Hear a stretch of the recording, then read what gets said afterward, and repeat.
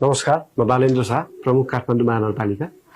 विपन्न असहाय बेवारिसे बिरामीहरूको लागि निशुल्क उपचारका लागि काठमाडौँ महानगरपालिकाबाट 52वटा अस्पतालहरू महानगरपालिकाको प्रणालीमा आबद्ध भएका छन्।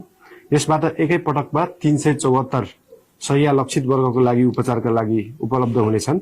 विगतमा कार्यान्वयन हुन नसकिरहेको यो व्यवस्था कार्यान्वयनमा ल्याउनको लागि सहयोग गर्ने सम्पूर्ण अस्पतालहरूलाई धन्यवाद पनि दिन चाहन्छौँ र यो कार्यक्रममा आबद्ध नहुनुभएका अस्पतालहरूलाई पनि आइदिनु हुन अनुरोध गर्न चाहन्छौँ।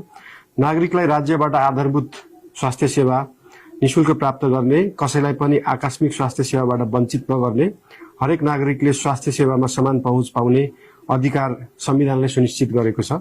स्वास्थ्य सम्बन्धी नागरिकका यी आधारभूत अधिकारहरू काठमाडौँ महानगरपालिकाले निशुल्क उपचार कार्यविधि ल्याएको छ, जस अन्तर्गत विपन्न, आर्थिक रूपले विपन्न, गरिब, असहाय व्यक्तिहरूले यसको चाहिँ